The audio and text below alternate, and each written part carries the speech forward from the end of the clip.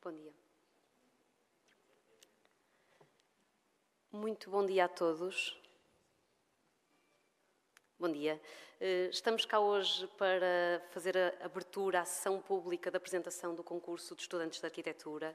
É a 18ª edição e é uma honra que seja em Lisboa, portanto estamos desde já muito honrados por isso. É uma parceria entre a Saint-Gobain e a Câmara Municipal de Lisboa, a quem desde já agradecemos por nos terem acolhido tão bem. Vamos ter uma breve apresentação do Carlos Moedas, que é o Presidente de Lisboa, e do José Martins, da Saint-Gobain Portugal, seguido depois de uma mesa redonda em torno da construção sustentável e da iniciativa Nova Bauhaus Europeia. Portanto, passo a palavra. Muito obrigada por estarem aqui hoje. Obrigada.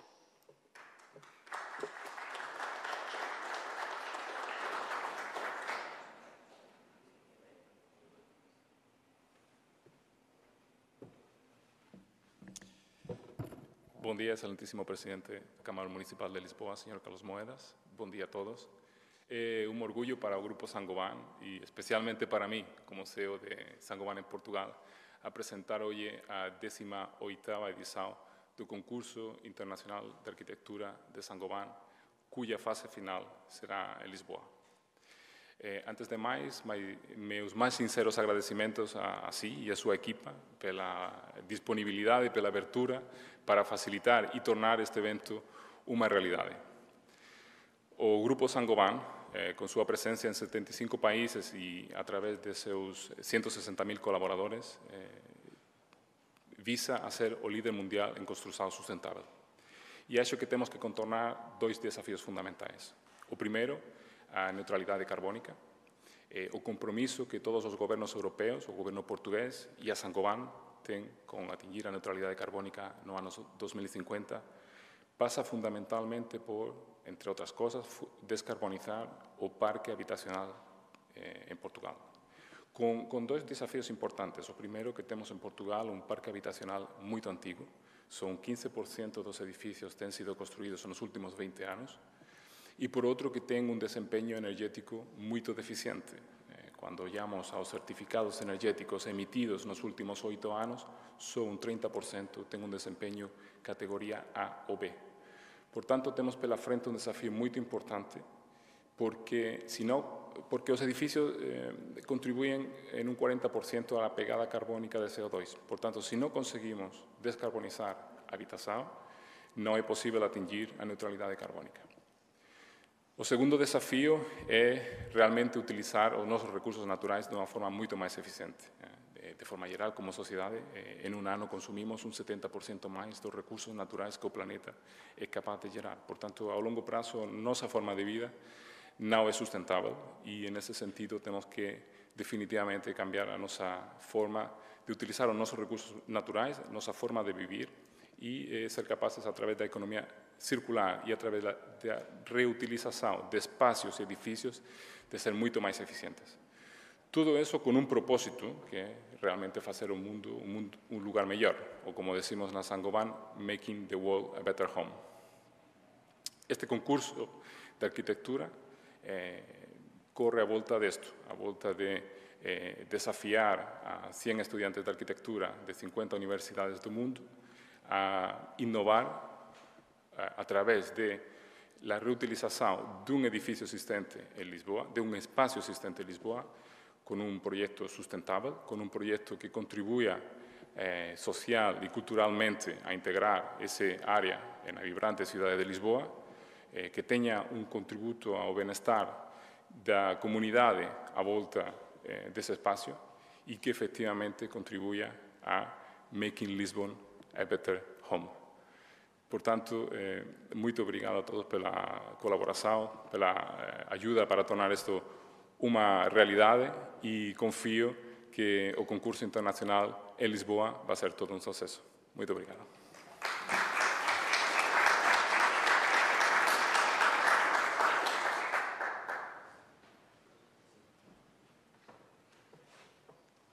Passo agora então a palavra ao Carlos Moedas. Obrigada.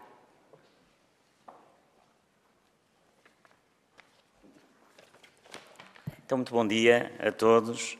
Muito obrigado. Obrigado ao José Martins pelas suas palavras, à senhora vereadora Filipa Roseta e a todas as universidades, a todos os que estão aqui hoje. É um dia importante, porque eu acho que realmente quando governamos a cidade, governamos melhor a cidade, se fizermos a cidade com aqueles que são a cidade, com as empresas, com as pessoas, e portanto esta parceria com a Saint-Gobain é extremamente importante.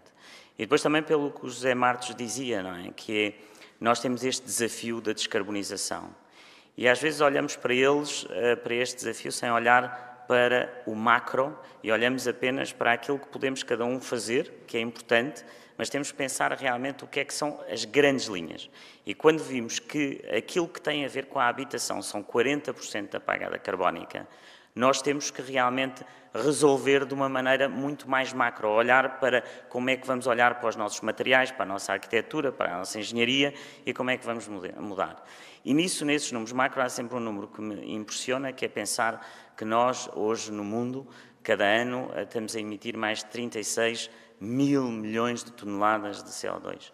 E quando olhamos para isso, pensamos realmente como é que nós vamos resolver isto, porque a população vai crescer, e portanto se a população cresce, essa emissão de CO2 vai aumentar, que cada um de nós quer mais e melhores serviços, porque a vida é isso, quer dizer, cada pessoa tem direito a ter uma vida melhor, portanto, se aumentamos o número de pessoas, se aumentamos o número de serviços por pessoa, e estes são os dois fatores multiplicativos para chegar àquilo que é estes 36 milhões, portanto, esta equação tem 4 fatores, nós só temos uma solução. Se estes dois estão a crescer, e isto é uma multiplicação entre cada pessoa que existe no planeta, vezes os serviços que a pessoa usa, vezes a energia que é preciso para fazer esse serviço, vezes o carbono que é emitido por cada unidade de serviço, estes dois primeiros fatores, que é a população e os serviços, estão a aumentar constantemente, e ainda bem, nós não queremos fazer nada sobre estes fatores, só nos resta, por um lado, a inovação, para que cada unidade de energia utilizada para fazer cada serviço seja menor, e depois uma tecnologia que evite o carbono na unidade de carbono por cada serviço que é realizado para esta energia que é libertada. E para isso é preciso mudar completamente o core daquilo que tem sido a vossa profissão, a profissão dos arquitetos, a profissão dos engenheiros. E quando nós olharmos para um curso de engenharia ou para um curso de arquitetura que for baseado neste princípio, ele será muito diferente. Isto, portanto, aqui isto é uma mensagem para as universidades. E isso é preciso ser repensado. E, portanto, parte daquilo que estamos a fazer hoje é também inspirar as universidades, inspirar os jovens arquitetos. Mas o que eu realmente gosto neste concurso da Saint-Gobain tem a ver realmente com 3 pontos essenciais, que vão naquilo que é o conceito do concurso, aquilo que é a oportunidade que este concurso cria e depois também esta marca que o José Martos falou em relação ao impacto. Mas o primeiro tem a ver com o conceito, e o conceito tem a ver com aquilo que eu acho que a Filipa Roseta e eu gostaríamos também de deixar como marca na habitação, que é esta ideia da nova Bauhaus europeia, não é? E como é que nós inserimos a ideia da nova Bauhaus europeia naquilo que é o nosso projeto local, e esta ligação entre a Europa e o local. A Europa está lá longe, depois há os países e depois há as câmaras municipais. E nós estamos aqui a tentar dar este passo de um conceito que nos liga à Bauhaus. E o que é esta ligação à Bauhaus? É uma ligação muito forte entre aquilo que eu chamo as interseções da inovação. Entre, no fundo, a tecnologia com a arte, por um lado, que é essencial, e, portanto, temos essa ligação. A ligação entre aquilo que é a tradição e a própria inovação, que também faz parte do conceito deste concurso, e depois o pensar o uso dos velhos espaços para novas funções. E, portanto, há realmente um foco naquilo que é a interação neste concurso da Saint-Gobain que eu gosto muito. E gosto muito desta ideia de olharmos para a nova Bauhaus europeia, não apenas como um projeto feito em Bruxelas, mas como é que cada um de nós pode contribuir para esta criatividade num concurso de arquitetura e, portanto, para isso, os nossos estudantes e os nossos jovens arquitetos serão os melhores a responder. E se eles responderem desta maneira a este conceito, nós estamos a caminhar nesse sentido, através destas interseções, resolvermos o problema da descarbonização. Segundo, a oportunidade para a cidade, não é? A oportunidade para a cidade em que estes concorrentes, neste caso, são também inovadores.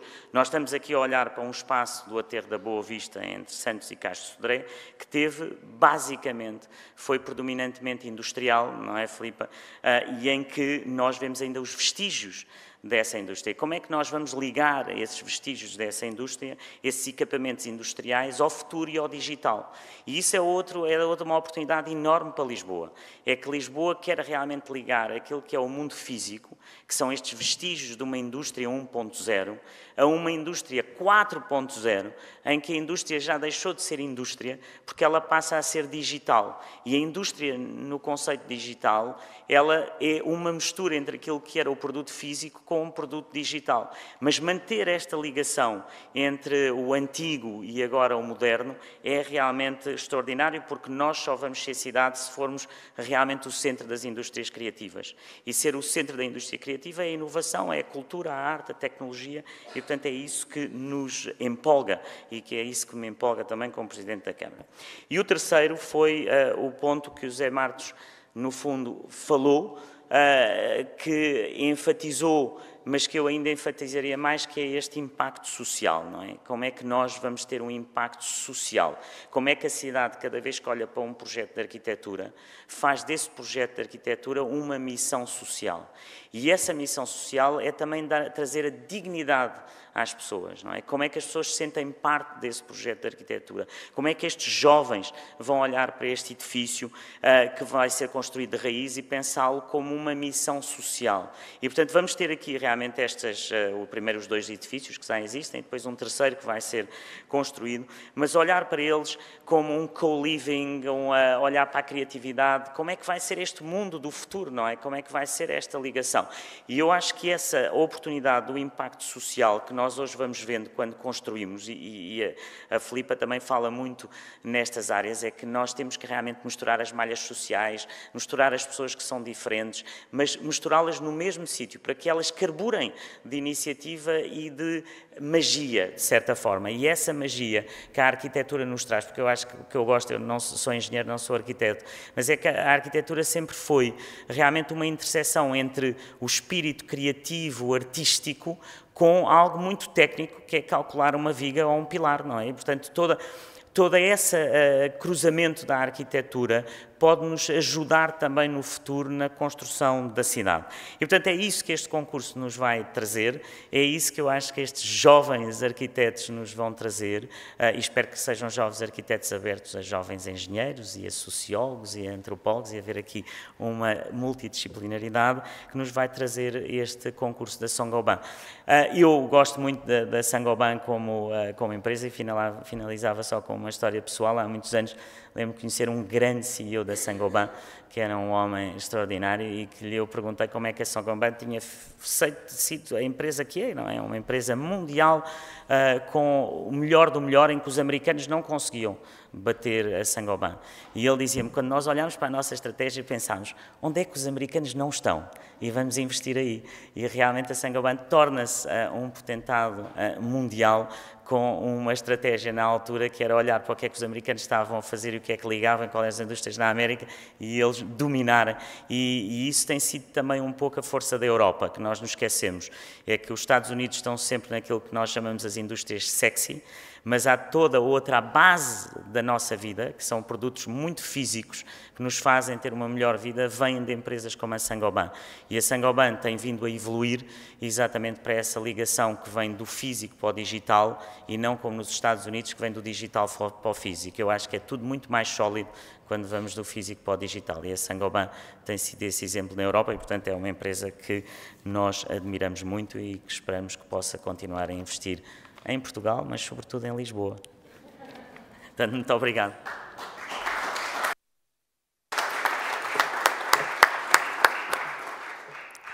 Convido agora então os nossos convidados da mesa redonda, que vai ser liderada pelo Vasco Pereira, e ele fará as apresentações. Obrigada, portanto, podem seguir.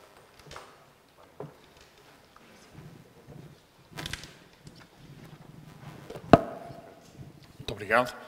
Eu convidava então o Vasco, que fica no meio, se não se importa, a Jéssica aqui ao meu lado e os outros 2 colegas ali do outro lado.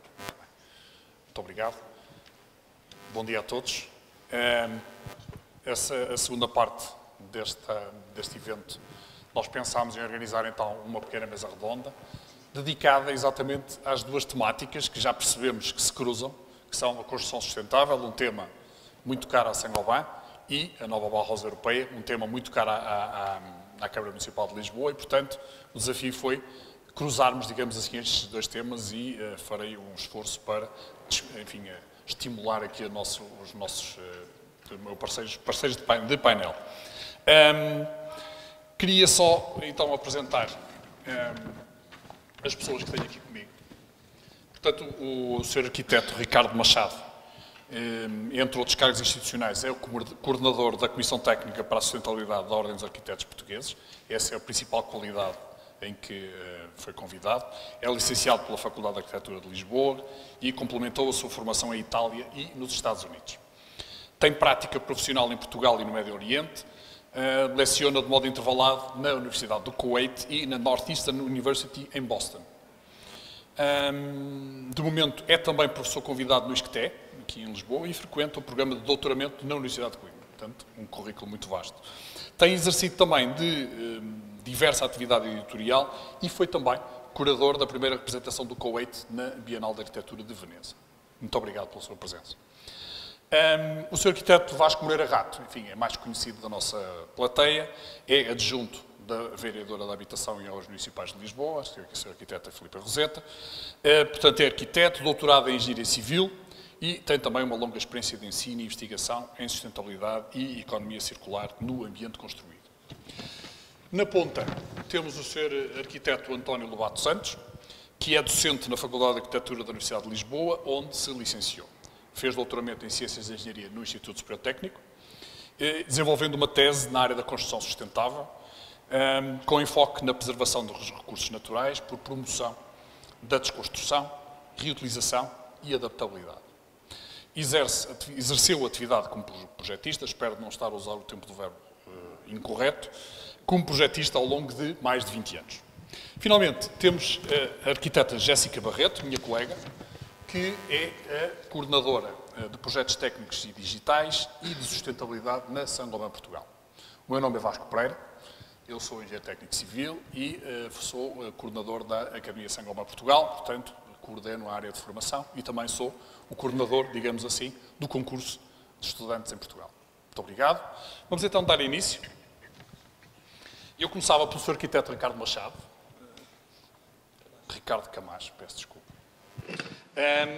E queria lhe perguntar, com base na sua experiência profissional e também nas funções específicas que tem na Ordem dos Arquitetos, de que forma vê o impacto da prática da arquitetura neste caminho que necessitamos de trilhar rumo à sustentabilidade do edificado?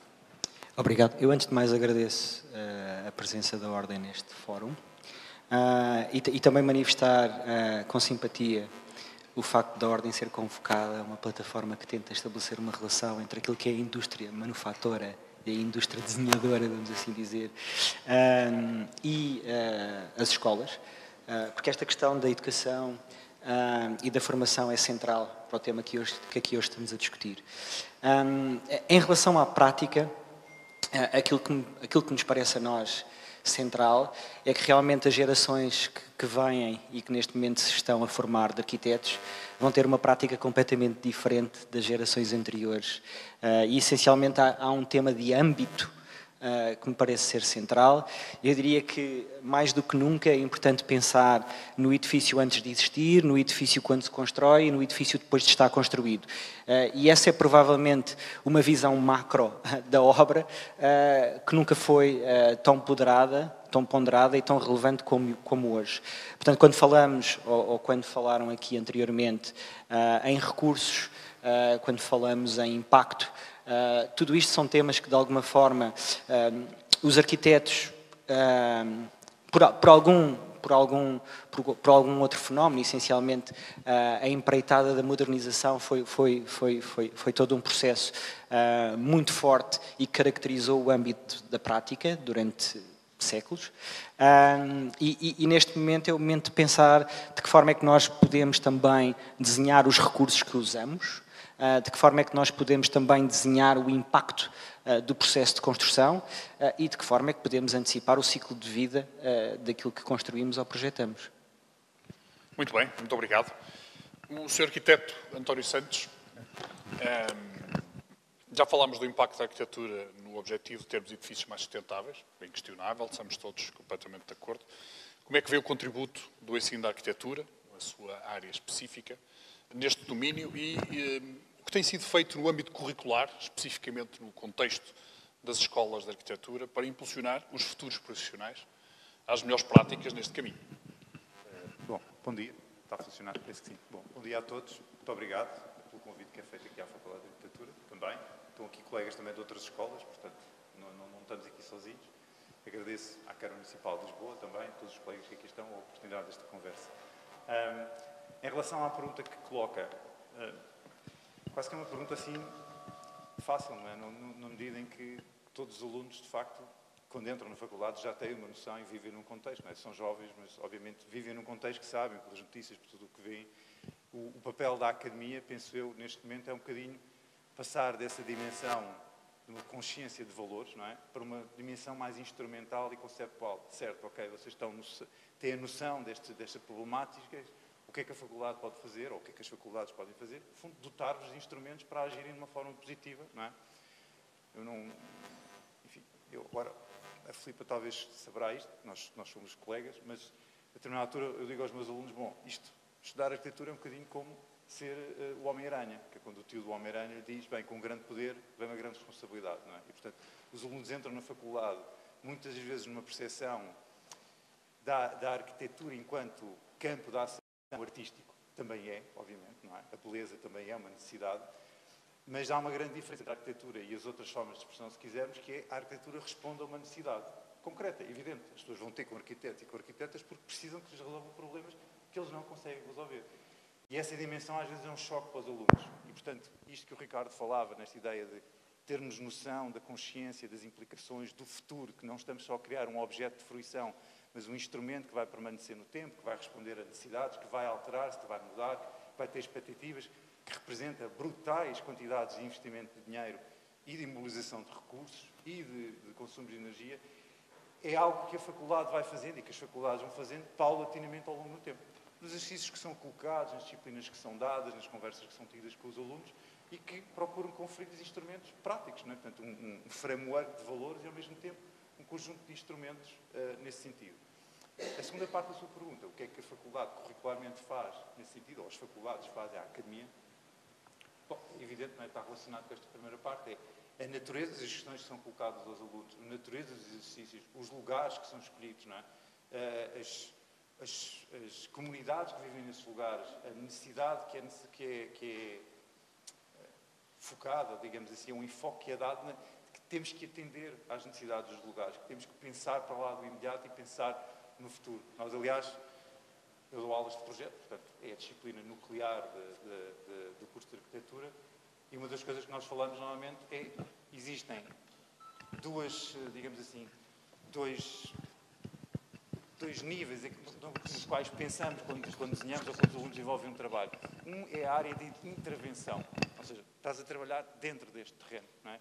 O outro é a área de influência. Que problemas é que tu estás a resolver para lá deste terreno? Que coisas é que tu estás a abordar? O que é que tu resolves? Que bem é que tu dás, não é? À cidade e à sociedade, além de atenderes àquilo que te é pedido. X quartos, X isto, X aquilo, X lugares de estacionamento, X pilares. Portanto, conforme, de facto, o nosso conhecimento e a urgência das coisas se vão aumentando, também a academia vai, obviamente, respondendo cada vez mais e, portanto, estas necessidades e estas questões de atender a estes problemas, de agir sobre eles de diferentes formas, que eu acho que, apesar de tudo, nós já vivemos num nível um bocadinho diferente. Nós não estamos só numa perspectiva de, vamos construir, por exemplo, com materiais sustentáveis. Eu costumo dizer, não, vamos construir sustentavelmente com quaisquer materiais que nós tenhamos à mão, porque os materiais sustentáveis serão diferentes em cada sítio. Isso é cada vez mais um enfoque, ao ponto de já ser uma segunda natureza. Ou seja, não precisamos estar a lembrar, não, vocês têm que ser sustentáveis. Isso é a mesma coisa de dizer, tens que respirar. Não, tens que respirar, é óbvio, não é? Portanto, também tens que ser sustentável. Pronto, penso que é isso. Tá bem? Muito bem, muito obrigado. Pode ser esse, ou usamos o meu, como quer. Vou então aqui à minha colega, a arquiteta Jéssica Barreto,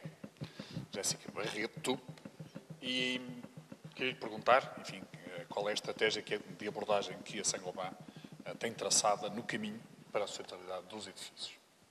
Muito bem. A Saint-Gobain já há bastante tempo que tem em consideração a sustentabilidade na sua estratégia. mas estamos agora a implementar a nossa estratégia Growing Impact, que vem precisamente a promover a Saint-Gobain enquanto líder em construção leve e sustentável. Sustentável porque, como todos nós sabemos e como tem estado aqui a ser dito, é impreterível que tenhamos esta preocupação com o ambiente, e nesse aspecto a Saint-Gobain tem já tomado uma série de medidas para perceber de que forma é que pode reduzir o impacto da sua atividade e também dos seus produtos. Construção leve, porque é uma prática construtiva mais amiga do ambiente, que acaba por trazer menos resíduos e menos desperdícios em obra. É uma construção mais rápida, porque também temos a parte da construção em fábrica, o que torna também as obras, os projetos, peço desculpa, que já me estou aqui a baralhar toda. A execução dos projetos, exatamente, obrigada Vasco. Mais rápida, mais segura e, portanto, com inúmeras vantagens. Nós consideramos que uma construção, seja ela nova, seja uma reabilitação, que se for construída com materiais, com produtos sustentáveis e também com métodos construtivos mais sustentáveis, tem inúmeras vantagens, seja para o ambiente, seja para as pessoas que vão habitar os espaços. Porque a saúde e o bem-estar das pessoas é também um fator muito importante e queremos edifícios confortáveis para albergar as pessoas. Muito bem, muito obrigado. Finalmente, esta primeira ronda concluía aqui com o Sr. Arquiteto Vasco Moreira Rato. E vamos falar da iniciativa Nova Bauhaus Europeia. Parece ser, é óbvio, enfim, já foi repetido, que é uma âncora importante no percurso de desenvolvimento da cidade que a Câmara pretende implementar. E, portanto, queria pedir que nos explicasse um pouco como é que pode ser esse papel. Bom dia, cumprimentar a Saint-Gobain, as escolas de arquitetura, a Ordem. É um gosto de estar aqui convosco. A Nova Bauhaus Europeia é uma iniciativa da Presidente da Comissão Europeia, Ursula von der Leyen, em 2020, propõe uma visão diferente da forma como tinha vindo a ser tratada na Europa este tema alargado da sustentabilidade, e propõe uma visão mais holística. Aliás, como já foi aqui dito, propõe juntar a tecnologia com a sociedade, com a economia, com a cultura, e a partir daí criar processos participativos de co-criação que permitam encontrar em conjunto, portanto com todos os atores envolvidos, encontrar estes equilíbrios inevitáveis entre as pessoas e os ecossistemas que suportam a nossa vida, e, portanto, de uma forma criativa e conjunta. E, portanto, que nos identifica a todos. Esse é o grande objetivo, parece-me. E aliás, se virmos, e por aquilo que tem sido dito, por aquilo que tem sido público, por aquilo que tem sido feito, por aquilo que hoje foi aqui apresentado também e dito pelo Presidente Carlos Moedas, esses mesmos princípios fazem parte das estratégias do atual Executivo Municipal. E, portanto, é com esses objetivos também, entre outros, que a Câmara Municipal de Lisboa está a desenvolver as suas estratégias e as suas políticas.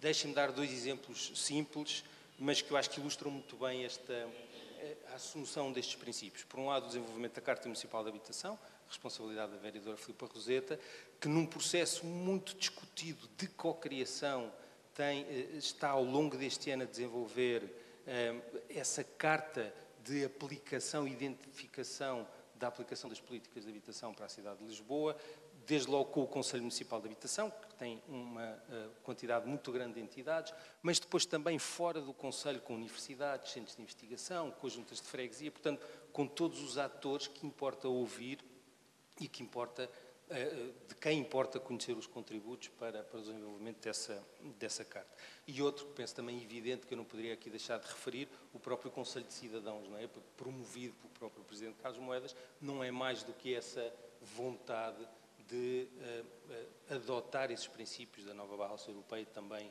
na gestão da cidade. E, portanto, é nesta transdisciplinaridade que a cidade de Lisboa está, neste momento, a idealizar estas políticas para estes futuros sustentáveis comuns. Muito bem, muito obrigado. Eu voltava ao Sr. Arquiteto António Santos e Queria-lhe pedir, enfim, uma reflexão sobre como sente as novas gerações de profissionais de arquitetura relativamente a este tema da sustentabilidade. Já foi dito que é quase como respirar. Eu queria que, enfim, refletisse um pouquinho sobre isso e se há outras iniciativas, na sua opinião, que poderiam ter impacto nesta transformação que se pretende da sensibilidade dos futuros praticantes da arquitetura, enfim, na área da construção de uma forma geral. Sim, bom, de facto, sobre a questão das novas gerações, já falei um pouco, acho que é um tema incontornável, quer dizer, não deve haver aluno que não tenha essa preocupação, não deve haver jovem licenciado ou jovem mestre, que agora já são mestres, já não são licenciados, que não tenha uma noção mínima e uma consciência de que, de facto, esse é um eixo prioritário da sua ação, não é? Enquanto profissional, enquanto pessoa até, que acho que também é uma dimensão à qual nós não nos podemos, obviamente, furtar, sem querer ser muito moralizador, não é? Mas as faculdades e a academia também formam os valores das pessoas, não é? É aí que se formam relações significantes, é aí que as pessoas, a maior parte dos jovens, tipo, entra com 18 anos, sai com 23, são períodos extensos, são períodos importantes na vida deles e, portanto, essas questões são incontornáveis. Em termos de iniciativas adicionais, bom, eu acho que há muitas coisas possíveis. Estamos aqui num contexto de cruzamento entre, portanto, uma dimensão política, uma dimensão empresarial, uma dimensão académica. Eu acho que estas coisas se autoalimentam e se relacionam todas umas com as outras. Já foi aqui hoje dito, e mencionou-se no início, agora mesmo, a questão da descarbonização não assenta apenas na questão da eficiência energética, mas também e muito na gestão dos recursos que nós temos. Já cheguei a dizer isto também a alguns dos meus alunos, quer dizer, os arquitetos e as arquitetas não são senão gestores de recursos ao longo do tempo, que organizam os recursos de uma maneira que tenta ser poeticamente significante e, do ponto de vista prático, útil. Mas são recursos, não é? Este edifício que aqui está, nada do que aqui está, estava neste lugar. O edifício, tudo que aqui está foi trazido para aqui para fazer este edifício. Portanto, quando eu olho para certas coisas neste edifício, eu fico deslumbrado e, impressionado, porque tento imaginar o esforço que foi transportá-las para aqui nessa altura. E, portanto, nós vivemos rodeados e dentro de edifícios que são constituídos por recursos físicos que não estavam nos lugares onde os edifícios estão. E isso tem um enorme impacto ambiental. A extração, o transporte, a transformação. E há coisas que eu acho que se podem, por exemplo, uma pequena sugestão, e eu vejo isto muito dos alunos e também da prática profissional, existe um enorme enfoque na premiação dos edifícios novos, acabados de fazer, que ainda não deram qualquer prova das suas prestações ao longo do tempo. Mas, tanto quanto eu saiba, em Portugal não existe um prémio para edifícios com mais de 10 anos. Em Espanha existe. Há prémios de arquitetura que só podem ser dados a edifícios que estão em serviço há mais de 10 anos e que provam as premissas para as quais foram desenhadas e o seu desempenho ao longo do tempo. Não é?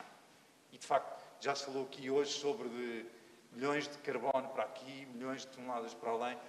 Os americanos têm uma coisa que, apesar de tudo, funciona bem, que é a ideia do factoide, que é transformar grandes números em coisas palpáveis. E quando eu estava a fazer o meu doutoramento no técnico, o professor esteve ali no júri no doutoramento e tudo, portanto, a determinada altura eu falei disto na minha apresentação e disse, um dos problemas é que as pessoas lidam com números tão absurdamente esmagadores que nós não conseguimos imaginar. Nós não conseguimos imaginar o que é que são 36 mil milhões de toneladas de carbono. Não conseguimos imaginar.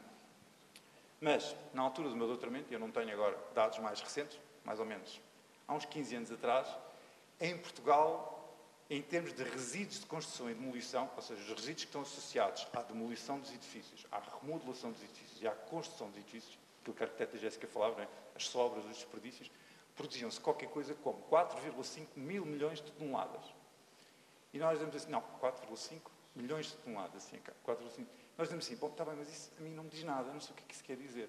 Não sei se lembram, há uns anos atrás, havia um famoso anúncio da Santa Casa Misericórdia, que dizia, bom, se ganhares o Euromilhões, podes construir as pirâmides de Gizé no Alentejo. E havia uns outdoors que mostravam as pirâmides de Gizé transplantadas para o Alentejo. A grande pirâmide de Gizé tem 4,5 milhões de toneladas. Ou seja, todos os anos em Portugal, produz-se, ou desperdiça-se, resíduos suficientes para construir uma pirâmide de Gizé. Se for no Alentejo, a gente não sabe. Mas podíamos ir verdadeiramente construir aquela paisagem com o lixo que produzimos. Isso também é uma dimensão importante. E eu dou aulas no curso de reabilitação e quando nós vamos visitar um edifício, estou sempre a dizer aos alunos, tudo o que aqui está tem valor. Tudo. As madeiras que já não se podem obter em Portugal, as pedras que se esgotam, os materiais que já não existem disponíveis, o know-how de fazer certas coisas, este magnífico teto pintado aqui, já não haverá quem saiba fazer estas coisas. Quer dizer, nós temos que as valorizar e, portanto, isso é, a meu ver, uma dimensão importante que se poderia também promover. Ver para lá do imediato e premiar o tempo. Porque, no fundo, o que nós estamos aqui é jogar com o tempo. Não é? A dizer assim, não, a sustentabilidade é a ideia de lidar com o tempo. Aquilo que é nosso, agora, nosso, nem é bem nosso, não é? Vai ter continuidade. As coisas não são infinitas, os recursos não são infinitos, não é? Basta ver que, para fazer aqui o Museu da Moeda, aqui ao lado, as madeiras tiveram que vir dos Estados Unidos. Já não há madeiras com aqueles tamanhos cá em Portugal. Portanto, tiveram importados dos Estados Unidos para reabilitar um edifício aqui ao lado. Quer dizer, podíamos discutir se isso também é em si mesmo sustentável, mas pronto, isso agora é uma outra história, não vou por aqui, até porque isto depois está a ser gravado e pode dar coisas complicadas. Mas essa seria uma ideia. Também parece-me que há aspectos que são, a meu ver, importantes, que há muitos tipos de incentivos, não é? E há incentivos positivos e incentivos negativos, não é? Eu prefiro os incentivos positivos. Um deles que, eventualmente, talvez não esteja suficientemente interligado, e agora não sei se posso dizer isto aqui, mas vou dizer, não, acho que não estou aqui, estamos num evento, apesar de tudo, proibido de empresa, por exemplo, é a maior fortalecimento do uso de sistemas de certificação ambiental voluntário, que em Portugal existe o Liderado, não é? Nos Estados Unidos isso está estudado. Um edifício ser certificado ambientalmente no sistema LEED, normalmente aumenta o valor económico do edifício em 10%, sem se fazer mais nada ao edifício, que é incrível. Eu não conheço mais nenhuma operação imobiliária que chegue a um edifício e aumenta o valor dele em 10%, sem nós termos que fazer muito ao próprio edifício, não é? Portanto, isso parece-me algo que é importante. É óbvio que estas coisas todas é uma constelação de ideias, não é? Portanto, enfim, elas umas não se substituem às outras e umas não são melhores que as outras. Mas penso que, assim, de uma forma modesta, expedita, poderiam ser coisas que, entre a dimensão institucional, digamos aqui a um nível municipal, não é? Uma dimensão empresarial, uma dimensão académica, podem encontrar interligações no sentido de construir, então, esse contexto em que se vai valorizando não só o agora, a coisa que é nova, mas também o uso ao longo do tempo, que existem outros prémios, não é? Sobre a reabilitação, mas penso que são aspectos que poderiam ser interessantes. Claro que eu estou na posição fácil, que é, eu dou as ideias, lanço os foguetes, mas depois não tenho que apanhar as canas. Sim, alguém tem que ajudar, pronto, e acho que é inquestionável que essa é uma das missões da Academia, é trazer ideias e propostas de discussão para cima da mesa. Mas, assim, portanto, eu acho que são excelentes ideias, e também creio que há um caminho que já tem vindo a ser feito. Enfim, as certificações ambientais que mencionou vão sendo cada vez mais relevantes, já há projetos que estão a arrancar e que têm essa premissa à cabeça, enfim, seja o Liderado ou seja outro sistema de certificação. Portanto, é um caminho que estamos a fazer com certeza, enfim, nós estamos envolvidos nisso. Por falar em nós, Jéssica, volto a ti. E neste contexto, enfim, a Saint-Gobain é um fabricante de soluções construtivas. Não somos uma entidade universitária, não somos uma entidade académica, etc. Nem somos uma entidade pública, somos uma entidade de negócio. E, portanto, desenvolvemos e construímos soluções. E queria-te perguntar, exato, que ações concretas é que têm sido tomadas para contribuir para este caminho no contexto das soluções construtivas da Saint-Gobain? Certo. Portanto, a Saint-Gobain, como tu também sabes, tem identificado que é um dos setores mais poluentes da União Europeia, do mundo, não é? E, portanto, estamos aqui a tomar medidas para tentar reduzir o nosso impacto. Como eu já disse, seja do impacto da nossa atividade, seja do impacto dos nossos produtos. E, portanto, detalhou um plano de ações, aquilo que nós chamamos o nosso roadmap, com 3 etapas diferentes, com objetivos a 2025, objetivos a 2030 e objetivos a 2050, sendo que em 2050 queremos alcançar a neutralidade carbónica. Como é que tudo isto se consegue, não é? Esse nosso plano é dividido em 3 grandes pilares. 0 emissões de carbono, a circularidade e a saúde e bem-estar. No pilar das emissões de carbono, aquilo que estamos a fazer é monitorizar o nosso impacto para perceber de que forma é que podemos melhorar, reduzir as nossas emissões, seja através de processos produtivos, seja da eficiência das nossas máquinas, ou até em pequenas coisas como utilizar energia 100% verde ou instalar painéis solares. No campo das emissões de CO2, nós disponibilizamos soluções como, por exemplo, o ETICS, que permitem aos edifícios serem energeticamente mais eficientes. E aqui gostaria de destacar o nosso Weber Therm Natura, que o isolamento é feito com cortiça e tem emissões de carbono negativas, ou seja, consegue capturar algum carbono. Passando aqui para a circularidade, aquilo que nós estamos a fazer é introduzir cada vez mais resíduos valorizados de outras indústrias ou matérias-primas recicladas. Isto vai nos permitir reduzir a extração de matérias-primas virgens, ao mesmo tempo que vai reduzir a ida, digamos assim, dos resíduos para aterro, visto que os vamos estar a valorizar. Aqui gostava também de destacar o nosso Weber Flex Leve, Weber Col Flex Leve, bolas, agora baralhei-me, que tem mais de 30% de matérias-primas recicladas, é um adesivo multiuso. E é também um produto fácil de aplicar e, portanto, não prejudica tanto a saúde dos aplicadores. E assim passo aqui para o terceiro pilar do nosso roadmap, que é a saúde e bem-estar. Porque nós passamos 80% do nosso tempo dentro de edifícios. Nós, 80%, as crianças ainda é mais, passam cerca de 90% do seu tempo. Portanto, é muito tempo. E a acústica dos espaços é, portanto, muito importante. A térmica, a eficiência térmica também, a qualidade do ar. Portanto, estamos expostos a imensos fatores dentro dos edifícios que a Sagoba procura melhorar, procurando oferecer espaços mais confortáveis e mais agradáveis. Temos, por exemplo, um sistema Activer nas nossas placas de gesso cartonado que consegue capturar as emissões de formaldeído que vem, por exemplo, dos vernizes, do mobiliário, até da nossa própria roupa, das tintas, e, portanto, consegue capturar essas partículas e melhorar a qualidade do ar. E gostava também de destacar as tecnologias que andamos a promover, como, por exemplo, o BIM, que tem dado cartas e está cada vez mais enraizado, seja em Portugal, seja principalmente na Europa.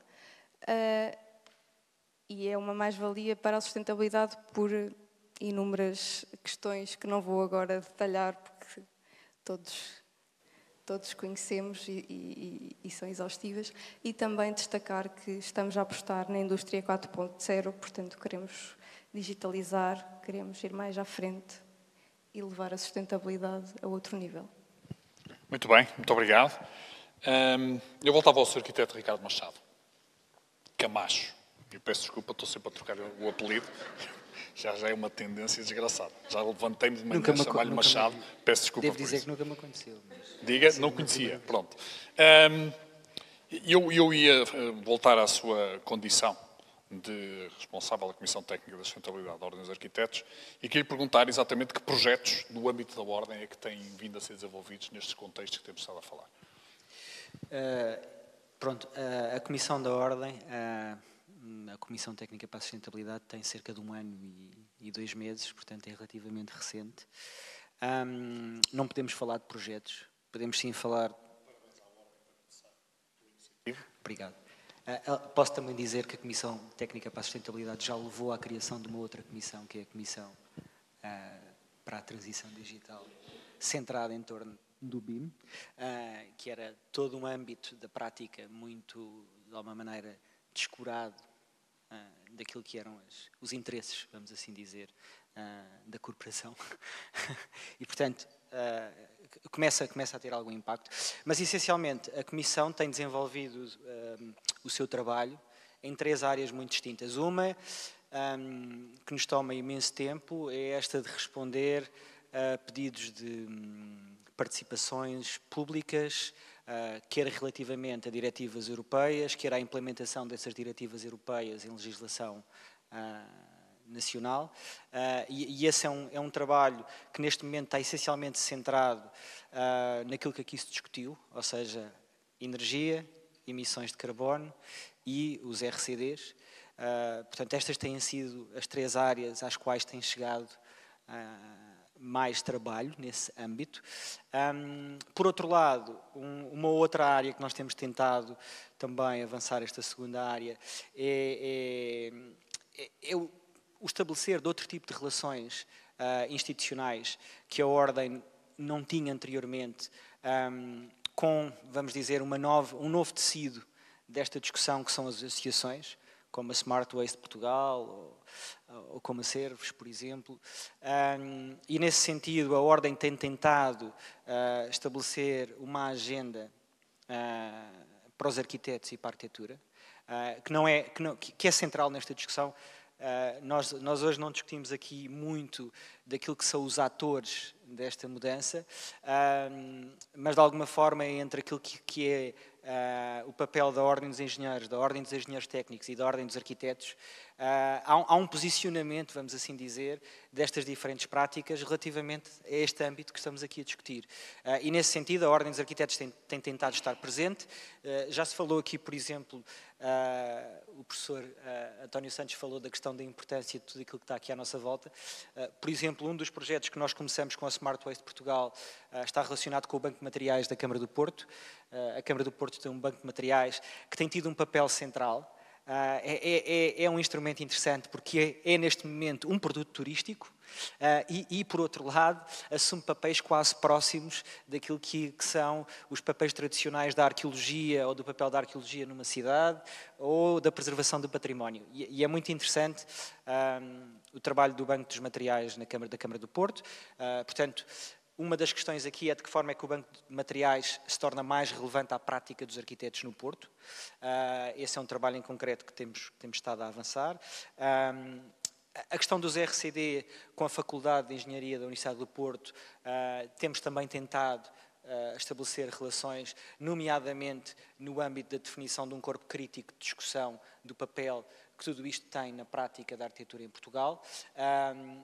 O tema do novo Bauhaus europeu é claramente central. O professor Jorge Figueira, da Universidade de Coimbra, é o representante, vamos assim dizer, da Ordem dos Arquitetos na comissão que foi criada pelo Governo para acompanhar o processo da nova Bauhaus.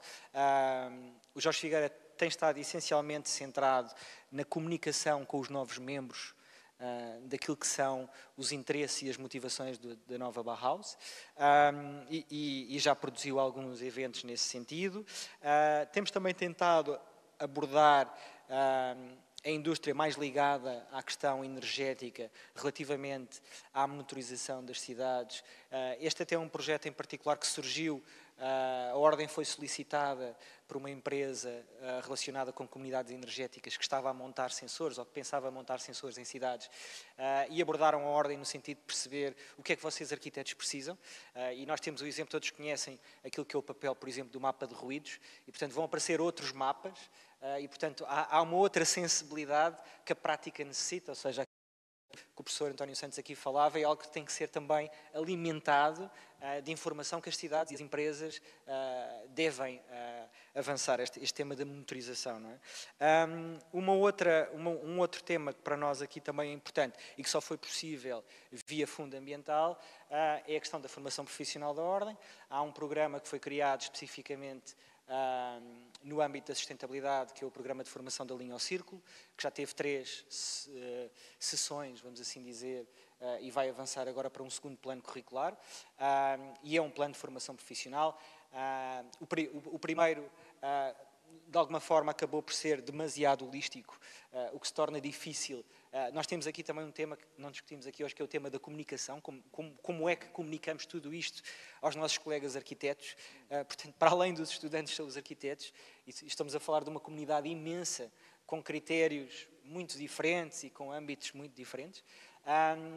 E o mesmo protocolo que a Ordem fez com o Fundo Ambiental também gerou um outro tema, que é o Prémio para a Sustentabilidade da Ordem dos Arquitetos, que é um prémio que tentou premiar essencialmente as tais questões de âmbito mais abstracto e conceptual que o professor António Santos falou antes aqui, e, portanto, quer na atribuição do prémio a edifícios existentes, quer na atribuição do prémio a projetos de investigação, foi considerado esse âmbito mais especulativo e não tanto a questão literal do edifício que é verde, ou edifício que usa RCDs, ou do edifício que usa materiais biodegradáveis, vamos assim dizer. Pronto, há um terceiro campo em que a Comissão tem trabalhado, que é este de nutrir o aconselhamento de uma comissão, ou seja, perceber quem são as pessoas que podem fazer parte desta comissão, se esta comissão está restrita e limitada àquilo que são as pessoas que a Ordem conhece, ou àquilo que são mesmo as pessoas que existem em Portugal, sejam eles pensadores, profissionais, arquitetos ou não arquitetos. E, portanto, nesse sentido, nós iniciamos uma série de entrevistas em privado, com diferentes individualidades internacionais, ou portugueses a praticar fora de Portugal. Uma das grandes ambições da Ordem era conseguir também chegar àquilo que são os arquitetos membros da Ordem Portuguesa a praticar fora de Portugal e que tipo de conhecimento é que podem trazer. Portanto, nesse sentido, nós temos conversado, vamos assim dizer, com pessoas como o Kyle Moe, por exemplo, ou a Silvia Benedito, ou, por exemplo, o Ivan Rupnik, de uma empresa que até trabalha imenso com a Saint-Gobain, que é a Modex, que é basicamente uma consultora para as questões do edifício leve, que falavam antes. Claro que no universo... O Presidente há pouco falava da relação com os Estados Unidos. A Saint-Gobain tem sabido inteligentemente usar a questão do aconselhamento da Academia da Investigação Americana, que muitas vezes é descurada pelo setor empresarial na Europa. E, portanto, é um pouco isto. Agora podia estar aqui a falar imenso tempo, mas são estes os temas que nós temos estado preocupados com por outro lado, em estabelecer ligações com outras comissões. A Ordem dos Arquitetos é uma estrutura, como todas as outras, muito burocratizada e, portanto, havia um interesse em perceber de que forma é que as comissões podem falar entre elas, por exemplo, a Comissão Técnica da Sustentabilidade com a Comissão da Habitação, ou a própria Comissão Técnica da Sustentabilidade gerar a necessidade de se criar uma comissão onde os temas do BIM passam a ser centrais. Muito bem, muito obrigado. Um trabalho vasto para 1 ano e picos, portanto, realmente, e obrigado também por isso, porque, de facto, com iniciativas muito interessantes. Bom, eu ia concluir aqui a nossa mesa redonda, a nossa sessão, enfim, com a Câmara de Lisboa, mais uma vez, para encerrar. O Vasco Moreira Rato, e pedia-lhe, enfim, a Câmara Municipal entusiasmou-se desde a primeira hora com esta ideia de acolher o concurso. Já manifestámos o nosso reconhecimento e o nosso obrigado por isso. E já vimos também a grande relevância que atribui a esta iniciativa, a Nova Bauhaus Europeia, como enquadramento do desenvolvimento sustentável da cidade. E eu queria perguntar-lhe, exatamente, como nos explica, enfim, como é que a Câmara vê a ligação entre estes dois factos e qual é o impacto que estão a imaginar que as propostas que venham a sair do concurso possam ter, enfim, no que venha a ser o futuro daquela zona. Muito bem. Eu queria começar por saudar a Saint-Gobain pela realização deste concurso, que começa como uma iniciativa local na Sérvia, não é, em 2004, e que hoje está aqui a apresentar a 18ª edição a nível internacional. E, portanto, é a própria resiliência de perceber o potencial de uma coisa desta e de alimentar a este ponto. Queria aqui deixar-vos, em nome da Câmara, essa saudação. E dizer que Lisboa, obviamente, a cidade de Lisboa tem enorme orgulho em ser a cidade anfitriã para a edição 2023 e as expectativas são muito elevadas, mas já lá irei. Queria também aproveitar esta oportunidade para publicamente endereçar um reconhecimento a todas as pessoas que na Câmara têm contribuído para esta edição e que vão continuar a contribuir, evidentemente. Isto só estará terminado daqui a 1 ano e, portanto, temos agora ainda mais este ano de trabalho pela frente. Eu acho que a resposta à sua questão, acho que é muito simples. Está tudo no brief do concurso. E convido desde já todos os estudantes e todos os docentes a lerem com muita atenção. Está lá tudo. Deixem-me só aqui citar algumas expressões que eu acho que me ajudam a explicar o que eu quero dizer. Modos de vida inovadores e emergentes. Pensamento e criação artística. Atividade cultural complementada com função habitacional.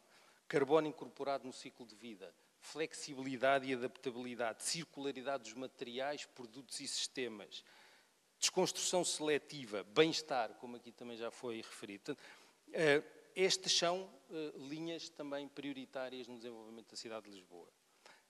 Aliás, eu não resisto ali, por causa do comentário do professor António Santos, não resisto a partilhar convosco uma provocação que eu fazia aos meus alunos quando eles desenhavam duas linhas a representar uma parede, lhes perguntar qual era o peso daquelas duas linhas. Não é?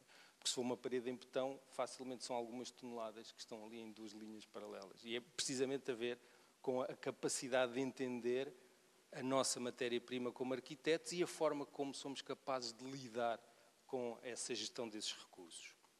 E, portanto, a expectativa da Câmara Municipal de Lisboa não é para colocar pressão nas escolas, mas é elevadíssima.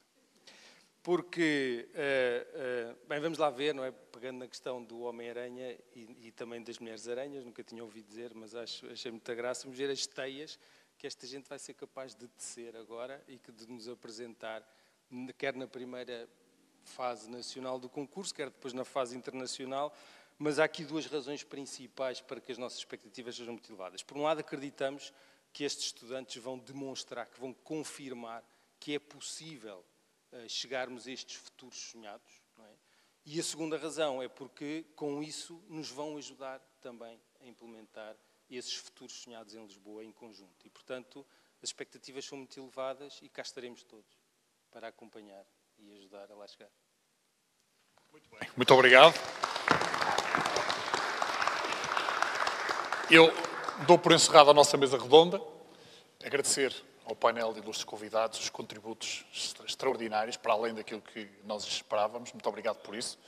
E, enfim, passo a palavra à Rita para fazer a conclusão do evento. Muito obrigado. Obrigada.